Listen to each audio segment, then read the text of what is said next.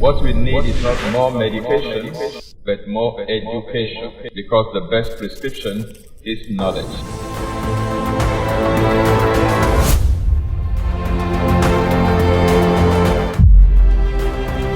This is Exposé coming to you live from Lagos, Nigeria, every Monday on Instagram, YouTube, and Facebook simultaneously. And I'm the regular host, Tony Akinyemi. Don't forget, what we need is not more medication, but more education, because the best prescription is knowledge.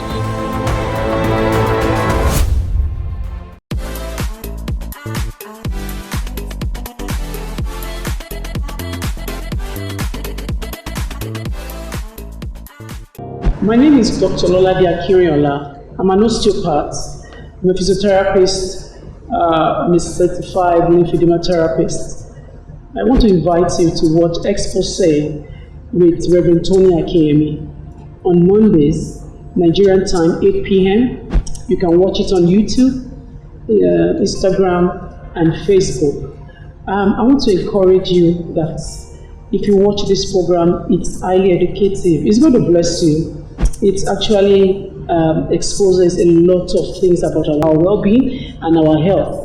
So I'm encouraging you to join Reverend Tony Akinyemi every Monday on Exposé, 8 p.m. Nigerian time.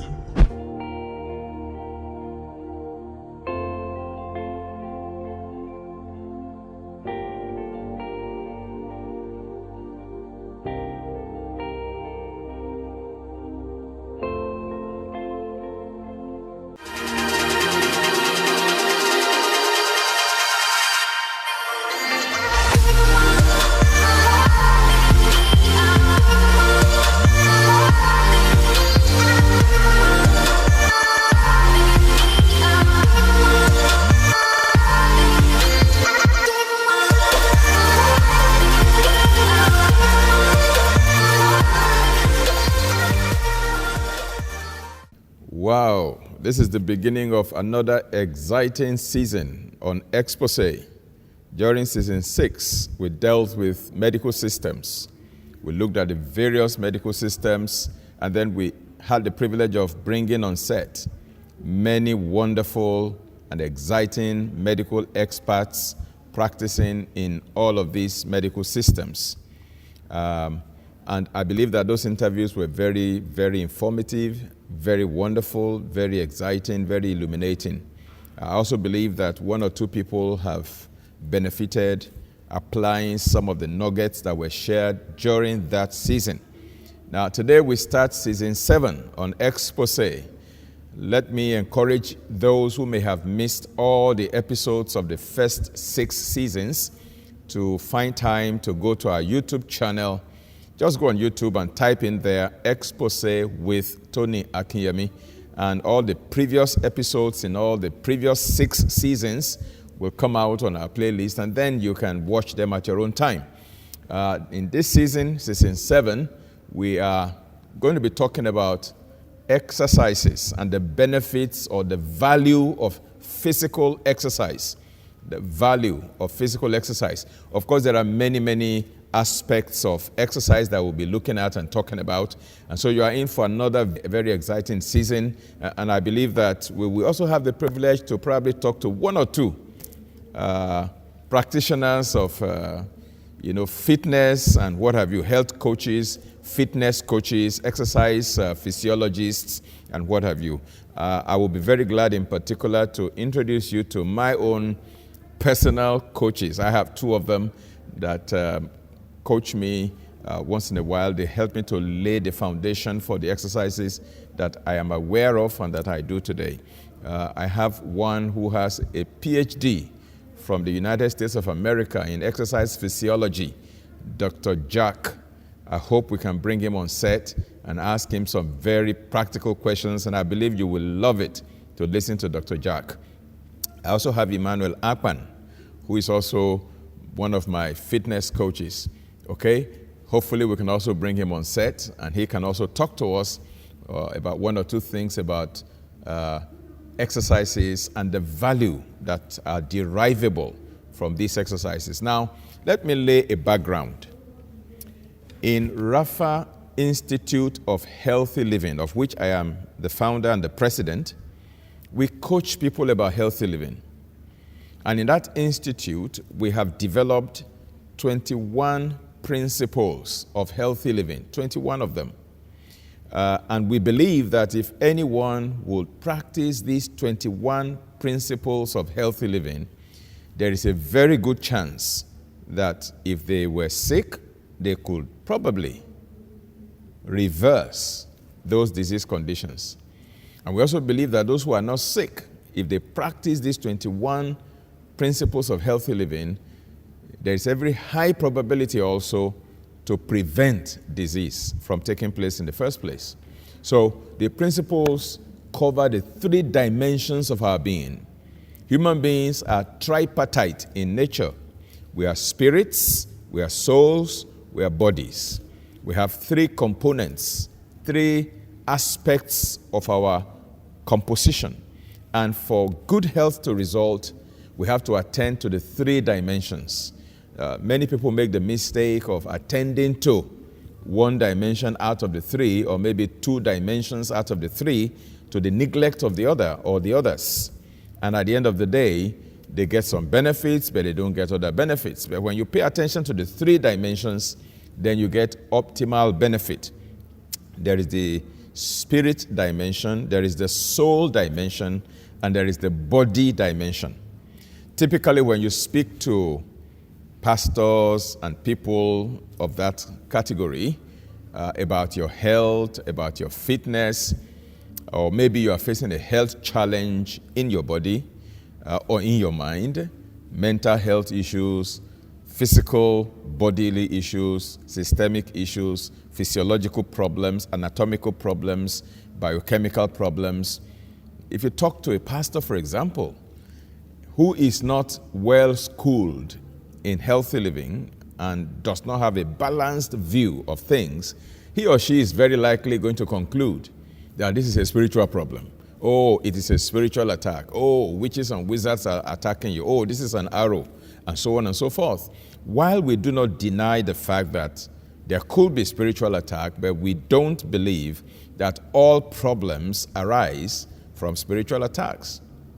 If you go to a regular clinical psychologist and you have a challenge, particularly a health challenge, he is very likely going to zero it down to, psychological problems, emotional problems, mental health issues, and what have you. And if you go to a typical conventional doctor, you have a health challenge, he's going to reduce you to physics, chemistry, and biology. They take your blood sample, your urine sample, your stool sample, and they analyze it in the laboratory, or they do radiological investigations like X-rays, like MRIs, like sonography, sonograms, and what have you. And whatever they cannot see through all those investigative channels, they conclude don't exist. And sometimes you see doctors will just begin to treat you only on the basis of your physical bodily being. But you are spirit, soul, and body. And to get the best out of your health, you need to cater to these 3 dimensions. And so we have 21 principles of healthy living that address the 3 dimensions of our being. And today we are taking 1 out of the 21, and we'll begin to focus on that in this season 7. And that is exercise, physical exercise, which incidentally focuses more on the physical component of our being, even though it has implications also for the soulical aspect of our being.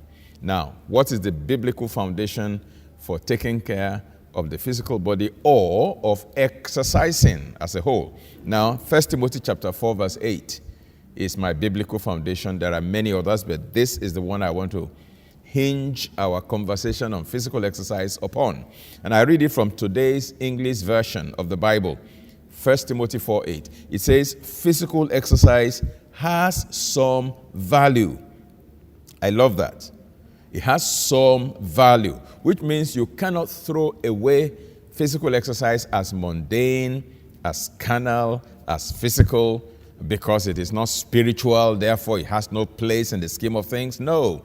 Physical exercise, the Bible says, in 1 Timothy 4:8 has some value, according to today's English version.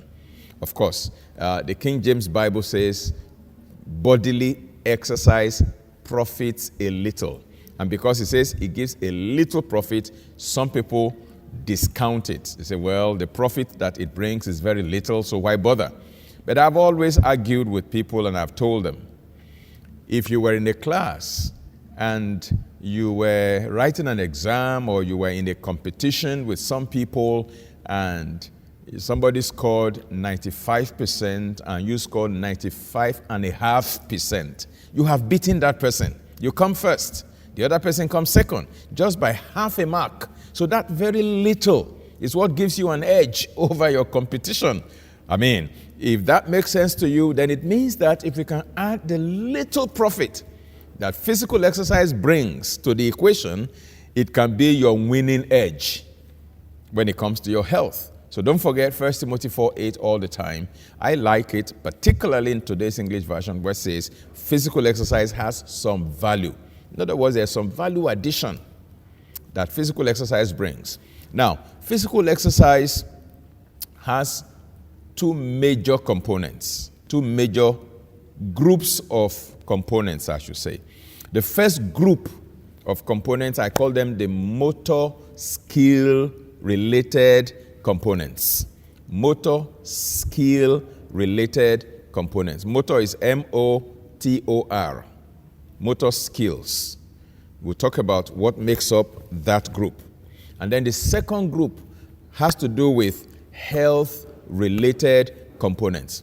So when you are exercising moderately and regularly, you get motor skills, and then you also get health benefits. So let's look at what constitutes motor skills. One is speed.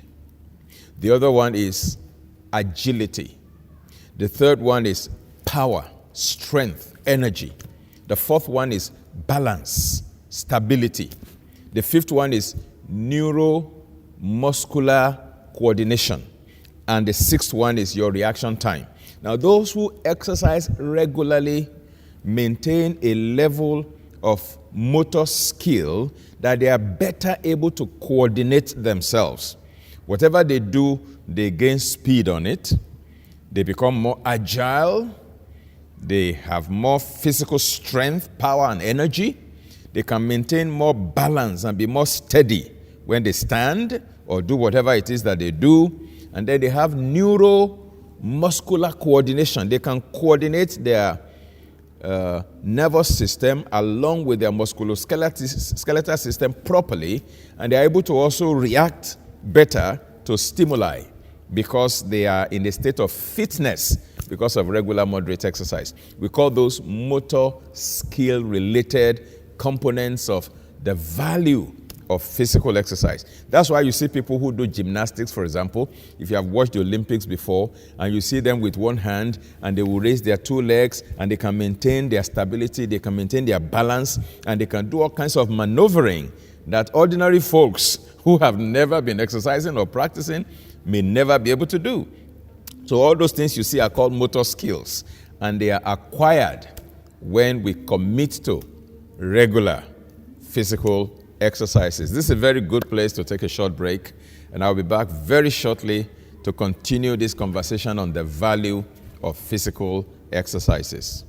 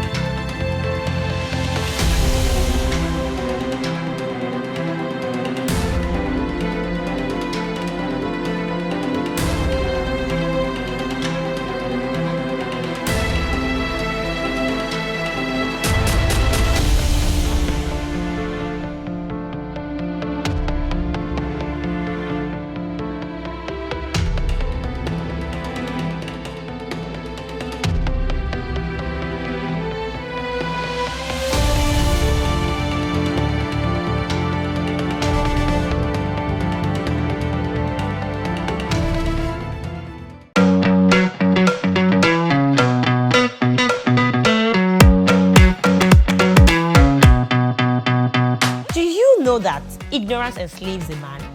Throughout last year, there were so many things I could have done, so many ways my life could have been better if only I knew how to network and the importance of networking. But guess what?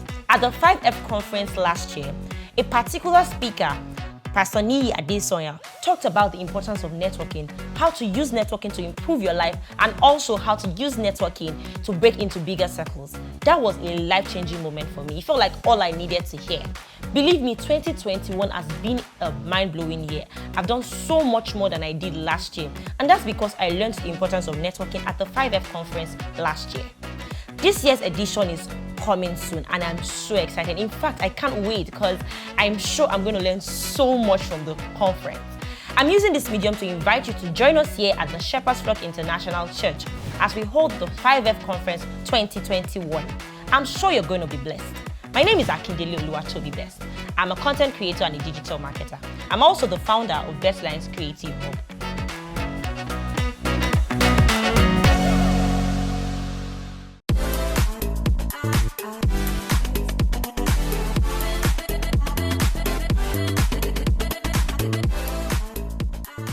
Welcome back. This is Exposé, brought to you by the Shepherd's Flock International Church, and I'm always honored to be your host. I am Tony Akinyemi. We're talking about the value of physical exercises, and we have looked at the two major groups of components in physical fitness. When we say someone is physically fit, well, what exactly do we mean? What are we talking about? To be physically fit means to have what we call motor skills. Motor skills. Your speed at doing whatever physical activity you're doing, your agility, the power that you can exhume, your balance and stability, your neuromuscular coordination, as well as your reaction time. All of these components constitute your motor skills. And the good thing is that the more you exercise, the better your skills become. The more you improve on these skills. You know, these motor skills improve with time as you commit to exercise. And that's why it's not a good idea to just do hit and run when it comes to exercise. Exercises have to be adopted as a lifestyle. It should be one of the things that we are committed to, that we start and we don't stop for the rest of our lives. You know, I have been there before where I have paid money to register in gyms, and I would go for 1 month or 2 months, and then for the next 1 year, you won't find me there anymore. I have registered for swimming lessons, and I think I attended 1 or 2 classes, and I never went back again. Up to today, I don't know how to swim, sadly, you know. Many people, or most of my family members, immediate family members, all my children can swim very well. In fact, one of my children can swim competitively, okay? But I don't know how to swim. I went for swimming lessons, and they told me they wanted to teach me water confidence. That was the first lecture, the first lesson. And they said I should go under the water, and they want to know how long I could stay under the water to hold my breath before I would come up. And wow, I said, these people want to kill me. I ran away. Anyhow, that's not a good thing to do. If you choose to start any exercise program, please be committed to it. Even though I don't swim and I don't know how to swim, there are other exercises that I do, because exercise is not limited to swimming alone, by the way.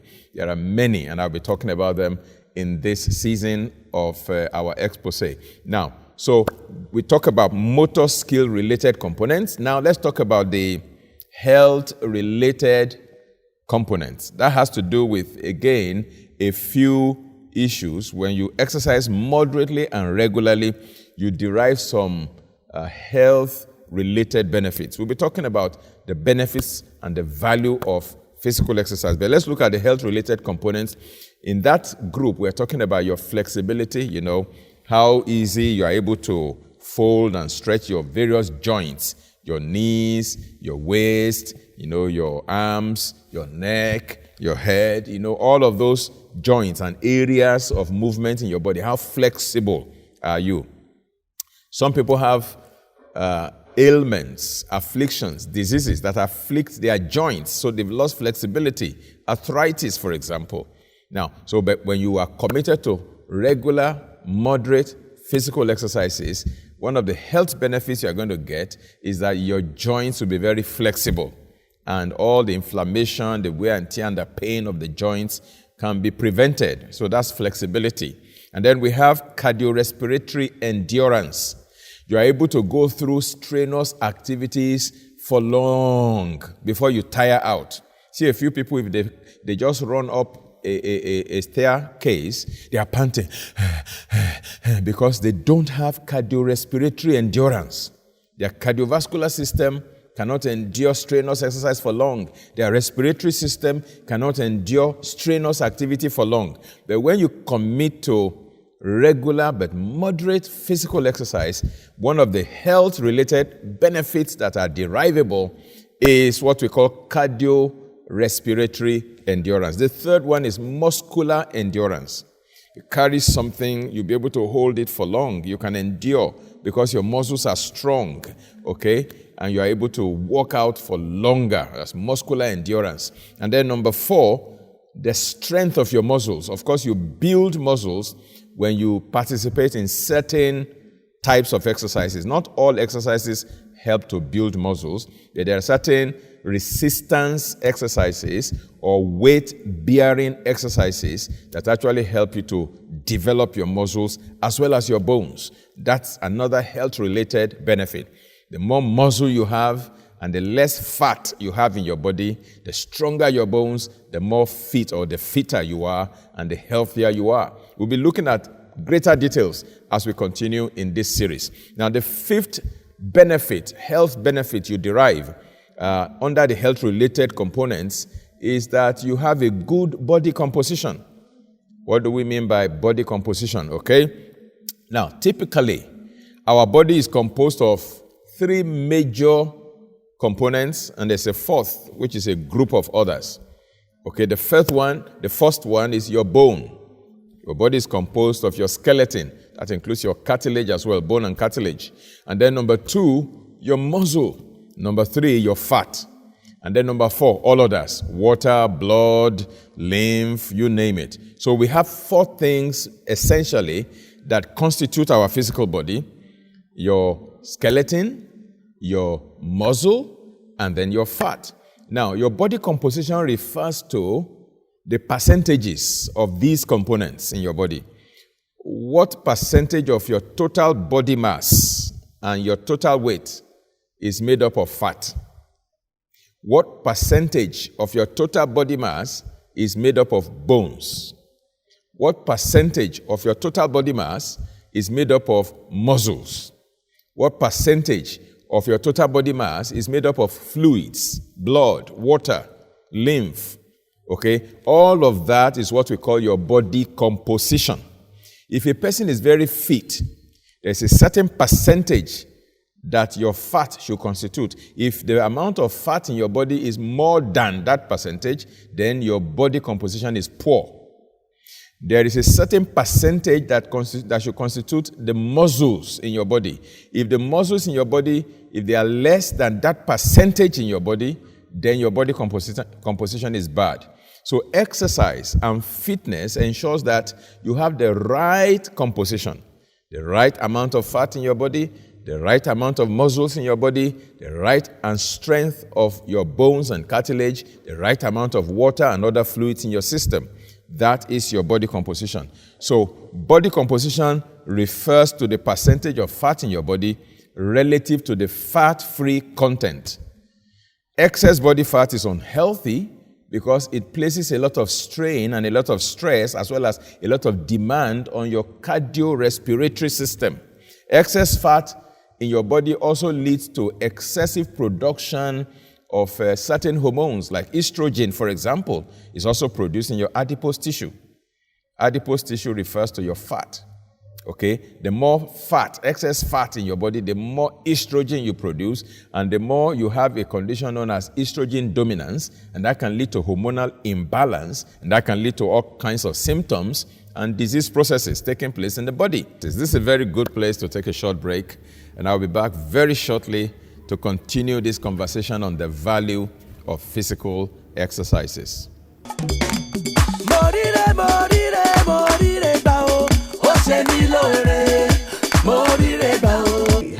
everybody. My name is Mike Abdul, and here is to inform you and announce to you that I'm going to be live at the Shepherd's Flock International Church this October. I'm going to be there for the 5F conference, all right, 2021. Okay, it's going to kick off. Okay, 5F conference is going to kick off from Friday, the 1st of October 2021, and it will run till Sunday, the 3rd of October 2021. You don't want to miss it for anything. I'm inviting you and I'm saying to you, please come with your friends and your loved ones. There's a 5F conference 2021 this October from 1st of October till the 3rd of October, Friday till Sunday, as organized by the Shepherd's Flock International Church. Come and be blessed. Yay.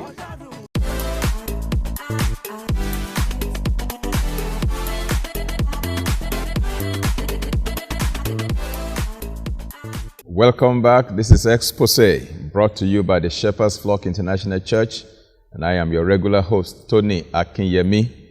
We're talking about the value or the benefits of physical exercise, and I said I'll be sharing with you in this series at least 8 benefits, and we're looking at the first one right away, and that is improved circulation as one of the benefits of regular, moderate physical exercises.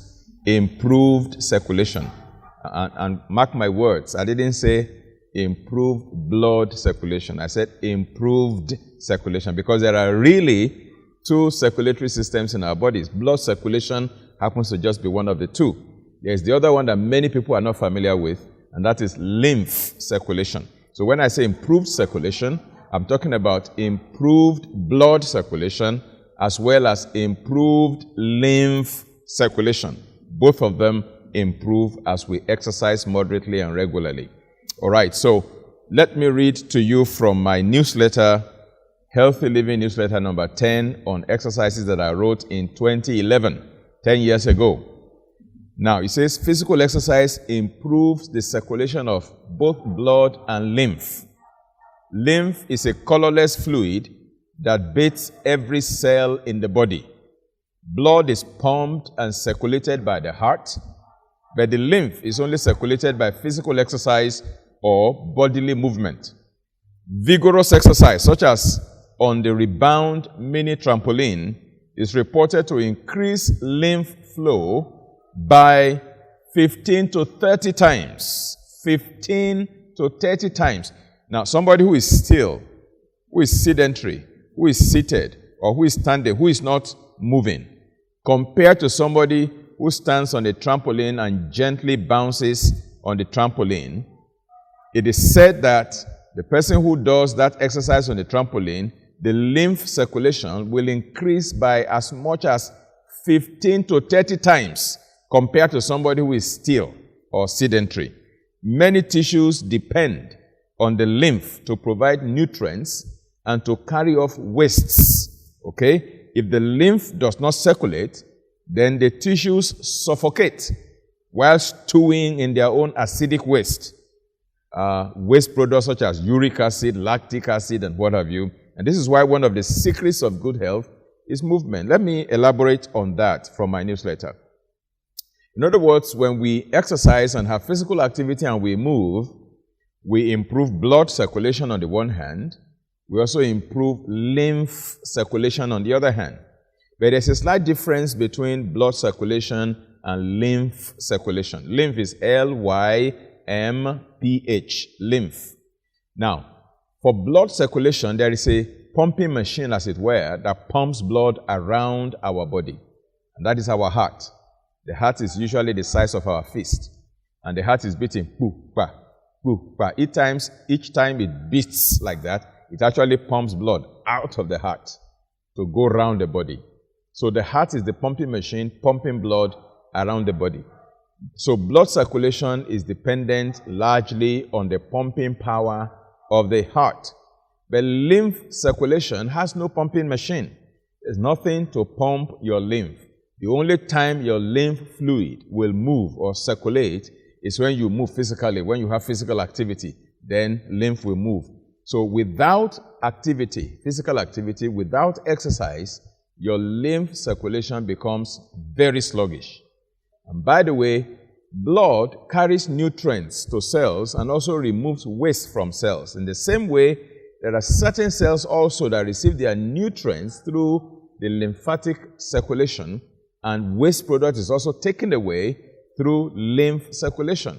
And so both circulatory systems must be activated, must be working perfectly for us to maintain good health, for us to be able to remove waste from our body and supply nutrients to our body.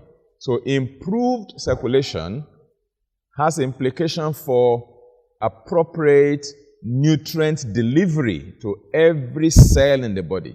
So the more your circulation, the healthier your circulation, the better your food distribution to the cells in your body. You see, when you eat, your food is digested.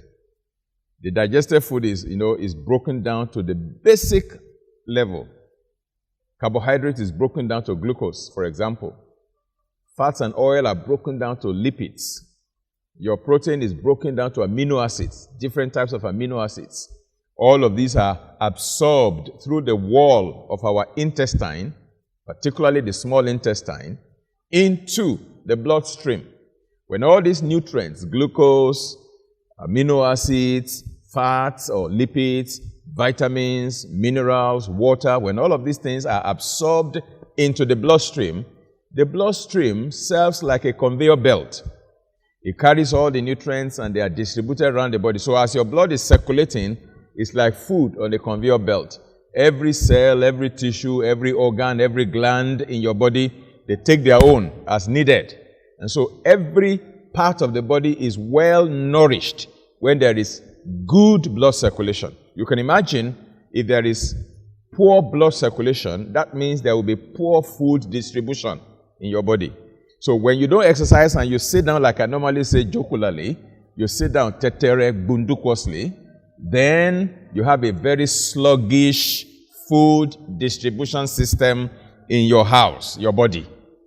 And if your cells, your glands, your tissues, your organs are not being well nourished, even if you are eating well, a balanced diet, but the nutrient is not reaching the extremities, it's not reaching all the nooks, corners, and crannies because of poor blood circulation, it means that those cells in the extremities will be starving. They will be starving because they are not getting enough nutrients due to sluggish or poor circulation. But regular, moderate exercise can help you to overcome that so that the food you are eating actually benefits every single cell in your body because of proper circulation, blood circulation in particular. Now, when all the cells and glands and tissues and organs in your body have been served their meals through proper circulation, they eat the food, they metabolize the food, they generate waste products. And when waste products are generated in the cells, they have to be removed and dumped back into the blood. And then the blood will carry it again and take it to the eliminative organs. Take it to the liver for phase 1 detoxification, phase 2 detoxification, and so on. And then take it to the kidneys so that the kidneys can filter them out. And sometimes we sweat them out as well. There must be a way to remove those waste products coming from the cells, the tissues, the glands, and the organs. And again, if your circulation is poor, it means that the rate at which waste products, toxins will be removed from your body will also be sluggish. So improved circulation has implication for improved nutrient distribution and delivery around the body, as well as improved waste removal from the body. So you understand why it is important to have good circulation. Blood does its own, lymph also does its own. So as the two circulatory systems are going on in parallel, simultaneously, pari passu, and they are doing their job well, then you see your body is properly nourished on the one hand, waste product is also properly removed on the other hand, and you see those two things are very critical to health. On the natural plane, many people fall sick because of these two things, because of poor nourishment and because of a build-up of waste products in their system. So improved circulation can help to address the two. And exercise, a regular exercise, not hit and run kind of exercise. You do it for 1 week and then you don't do it for 3 months. And then you come back for 1 week, you don't do it for 1 year. And then you come back. That is not going to help. But you must be consistent, you must be regular, but it must be moderate, except you are going for the Olympics to compete. If you are not going to the Olympics, what we advocate is moderate, regular exercises. The key words are moderate and regular. Be very consistent, and then you get these benefits. So when you exercise, your lymph moves around 15 to 30 times much more than somebody who is sedentary. To be sedentary means to be without physical activity, without physical exercise. To sit down in one place, lie down in one place, and not do physical activity. That's sedentary living. Now, I said that the secret, or one of the secrets of health, is movement. One of the secrets of health is movement. And I want you to note that one. In fact, there's a new axiom in town right now.